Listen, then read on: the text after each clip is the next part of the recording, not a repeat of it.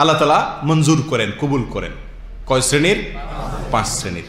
Number 1, যে মুসলিম তার অন্য মুসলিম ভাইয়ের অগোচরে তার পিছনে তার জন্য দোয়া করে।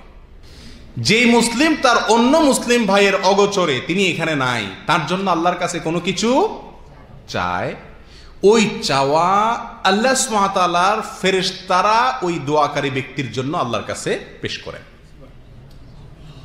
কথা বুঝতে পারছি ভাই? সহিহ মুসলিমের হাদিসে আসছে, আবু দারদা রাদিয়াল্লাহু তাআলা বর্ণনা করেছেন, নবী আলাইহিস সালাতু ওয়াস সালাম বলেছেন, মা মিন আবদিন মুসলিমিন ইয়াদউ লিআখিহি বিযাহরিল গায়বি ইল্লা ক্বালাল মালাকু ওয়া লাকা বিমিসলিন।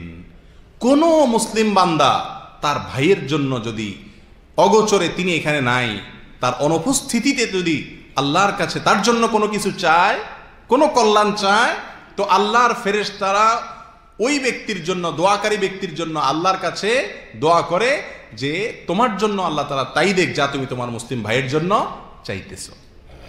তাহলে আমাদের জানা শোনা, পরিচিত অপরিচিত যত মুসলিম ভাই বোনেরা আছেন, তাদের জন্য তাদের অগোচরে আমরা যা চাইবো, মনে রাখবো যে সেই চাওয়াটা আল্লাহর ফেরেশতারা আমার জন্য আল্লাহর কাছে কি করবেন? পেশ করবেন। আর ফেরেশতার চাওয়া এটা মঞ্জুর হওয়ার সম্ভাবনা একেবারেই জোরালো। ঠিক না ভাই? ঠিক। তাহলে একটি জায়গা আমরা পেলাম যে আমি যদি চাই আমার দোয়া কবুল হোক, তাহলে একটি কৌশল হলো আমি কি করব? অন্য ভাইয়ের জন্য কি করব? দোয়া করব। তাহলে ইনশাআল্লাহ আল্লাহ সুবহানাহু ওয়া তাআলা আমাকেও কি করবেন? দিয়ে দিবেন। দুনিয়ার ব্যাপারটা সম্পূর্ণ ব্যতিক্রম ভাই। দুনিয়ার বিষয়ে আপনি যদি কিছু পাইতে চান, তো আপনি চাইবেন যে এটা আমি চাই, আর জনে কেউ না চায়। ঠিক না ভাই? ঠিক। কারণ আরেকজন চাইলে তারেও যদি দেয় দাতায়, তাহলে আমারটা তো মিস হইতে পারে। আল্লাহ সুবহানাহু ওয়া তাআলার সিস্টেম সম্পূর্ণ উল্টো। আপনি যদি অন্যের জন্য চান, আল্লাহ সুবহানাহু ওয়া তাআলা আপনার জন্য কি করবেন? ইনশাআল্লাহ মঞ্জুর করবেন। মনে থাকবে তো ইনশাআল্লাহ? 1 নম্বর জায়গা পেয়ে গেলাম। নাম্বার 2, মাজলুম ব্যক্তির দোয়া, অত্যাচারিত ব্যক্তির দোয়া। যে ব্যক্তি কোনোভাবে অত্যাচারিত হয়েছে, জুলুমের শিকার হয়েছে, কেউ তার প্রতি জুলুম করছে, সেটা কথা দিয়া হোক, কাজ দিয়া হোক, হাত দিয়া হোক, অথবা অর্থকরীর দিক থেকে হোক, যেই কোনোভাবে কারোর প্রতি যদি জুলুম করা হয়, যে ব্যক্তি মাজলুম, অত্যাচারিত, এই ব্যক্তির দোয়া কি হয়ে যায়? কবুল হয়ে যায়। সে ব্যক্তি তো নেক দোয়া করে না। মাজলুম ব্যক্তি সাধারণত কি দোয়া করে? বদদোয়া করে মনের কষ্টে। এই মাজলুম ব্যক্তির বদদোয়া বড় ডেঞ্জার, বড় জঘন্য বিষয়। প্রিয় ভাই, আমার আপনার দ্বারা যদি কোনো কারোর প্রতি কখনো অবিচার হয়ে যায়, সেটা আমার মুখ দিয়া হোক, আমার হাত দিয়া হোক, অন্য কোনো অঙ্গ প্রত্যঙ্গ দিয়ে হোক, যে কোনো উপায়ে হোক, সঙ্গে সঙ্গে ওই ব্যক্তির কাছ থেকে ক্ষমা চেয়ে এটাকে সম্পূর্ণভাবে ভ্যানিশ করে দেওয়ার চেষ্টা আমাদের মধ্যে থাকতে হবে। কারণ মাজলুম ব্যক্তির দোয়া এত জঘন্য যে এই ব্যক্তির দোয়া আল্লাহ সুবহানাহু ওয়া তাআলা সাধারণত কি দেন না? ফিরায়া দেন না। তার মনে যে বদদোয়া তৈরি হয় জালেমের বিরুদ্ধে, এই দোয়া কি হয়ে যায়? কবুল হয়ে যায়। এই জন্য ভাই, যত জালেম পৃথিবীর ইতিহাসে আসছে, বড় হোক ছোট হোক, কোন জালেমকে আল্লাহ সুবহানাহু ওয়া তাআলা শাস্তি না দিয়ে রাখেন নাই। আখিরাতের শাস্তি না, ওইটা তো আছেই। দুনিয়াতে নগদ শাস্তি প্রত্যেক জালেম ভোগ করে, সেটা হয়তো 2 দিন আগে অথবা 2 দিন পরে। কোন জালেমের রক্ষা হয় না। আল্লাহ সুবহানাহু ওয়া তাআলার কাছে কোন জালেমের কি নাই? রক্ষা নাই। আল্লাহ তাআলা আমাদেরকে জুলুম থেকে বেঁচে থাকার তৌফিক দান করেন। প্রিয় ভাই, এই বিষয়ে মুসনাদে আহমদে এবং সহিহ ইবনে হিব্বানে হাদিসে আবু হুরায়রা রাদিয়াল্লাহু তাআলা থেকে বর্ণিত, নবী আলাইহিস সালাতু ওয়াস সালাম ইরশাদ করেছেন, দাওয়াতুল মাজলুমি মুস্তাজাবাহ। যে ব্যক্তি মাজলুম, অত্যাচারিত, জুলুমের শিকার, তার দোয়া কবুল হয়ে যায়। তার দোয়া কি হয়ে যায়? কবুল হয়ে যায়। এখন আপনি বলতে পারেন, সে যদি নিজে 2 নম্বর মানুষ হয়, বেনামাজি হয়, খারাপ মানুষ হয়, এমনকি অমুসলিম হয়, তাহলে তার প্রতি জুলুম করলেও কি আল্লাহ সে দোয়াও কি শুনবেন কিনা? তার বদদোয়াও শুনবেন কিনা? সেই কথাও হাদিসে আসছে। নবী আলাইহিস সালাতু ওয়াস সালাম বলেছেন, ওয়া ইন কানা ফাজিরান ফাফুজুরুহু আলা নাফসিহি। সেই লোকটা যদি খারাপ মানুষ হয়, তো তার খারাপিয়ে তাকে পাবে, কিন্তু তার দোয়া, বদদোয়া যেটা, এটা ঠিকই কি হবে? কবুল হয়ে যাবে। কত বড় জঘন্য কথা প্রিয় ভাই। তাহলে অমুসলিমও যদি হয়, খারাপ মানুষও যদি হয়, জুলুম যদি করেন, তো মনে রাখবেন, ওই ব্যক্তির মনের যদি কষ্ট থেকে আপনার প্রতি কোনো বদদোয়া আসে, আর কি নাই? রক্ষা নাই। আল্লাহ তাআলা আমাদেরকে জুলুমের অপরাধ থেকে, জুলুমের অন্যায় থেকে, জুলুমের গুনাহ থেকে আল্লাহ তাআলা আমাদেরকে হেফাজত করুন। প্রিয় ভাই, 3 নম্বর ব্যক্তি হলেন বাবা। কে? বাবা। বাবার দোয়া কবুল হয় সন্তানের জন্য। বাবার দোয়া কবুল হয় কার জন্য? সন্তানের জন্য। সেটা পক্ষের দোয়া হোক অথবা বিপক্ষের দোয়া হোক, নেক দোয়া হোক অথবা বদদোয়া হোক, বাবা যদি সন্তানের জন্য দোয়া করে সে দোয়া কি হয়ে যায়? কবুল হয়ে যায়। এ বিষয়ে ইবনে মাজায় বর্ণিত এক হাদিসে নবী আলাইহিস সালাতু ওয়াস সালাম বলেছেন, সালাসু দাওয়াতিন ইউস্তাজাবু লাহুন্না লা শাক্কা ফিহিন। 3টা দোয়া কবুল হয়ে যায়, কোনো সন্দেহ নাই, সন্দেহাতীত ভাবে কবুল হয়ে যায়। তার ভেতরে একটি দোয়া হলো ওয়াদাওয়াতুল ওয়ালিদি লিওয়ালাদিহি।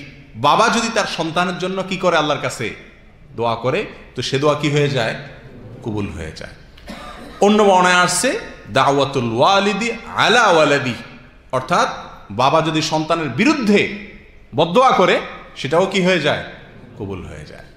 তাহলে ভাই, বাবা মা তাদের প্রতি খুব বেশি যত্নশীল থাকতে হবে, যাতে কখনো যেন তাদের কাছ থেকে কি না আসে?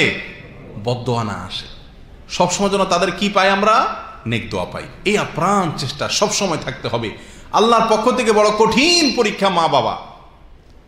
উল্টাপাল্টা করবেন ওনারা, কিন্তু ব্যবহার খারাপ করা যাবে না। জুলুম করবেন ওনারা, কিন্তু ব্যবহার খারাপ করা যাবে না। কঠিন একটা জায়গা, কিছু বলতেও পারবেন না, শুধু সইতে হবে। শুধু কি করতে হবে? সইতে হবে। বাবা মা যদি নিজেরা অন্যায় করেন, তার বিচার আল্লাহ অবশ্যই করবেন, সেটা ভিন্ন কথা, কিন্তু আপনি করতে পারবেন না, বিচার করতে পারবেন না, এবং কিছু বলতে পারবেন না। বড় জটিল একটি জায়গা। যাই হোক, তো বাবার দোয়া সন্তানের জন্য এটা কি হয়ে যায়? কবুল হয়ে যায়। নাম্বার 4, নেক সন্তানের দোয়া তার বাবা মায়ের জন্য। বাবা মার মৃত্যুর পরে যদি নেক সন্তান থাকে, ভালো আমলকারী সন্তান থাকে, এমন সন্তান থাকে যে সন্তান নামাজি, কালামি, দিনদার, তো তার দোয়াও ওই বাবা মার জন্য আল্লাহ কি করেন? কবুল করেন। আমরা সবাই একটি বিখ্যাত হাদিস জানি, তিরমিজি এবং ইবনে খুজাইমা আর অন্যান্য হাদিসের কিতাবে আসছে, নবী আলাইহিস সালাতু ওয়াস সালাম বলেছেন, ইযা মাতাল ইনসান ইনকাতা আনহু আমালুহু আও ইনকাতা আমালুহু।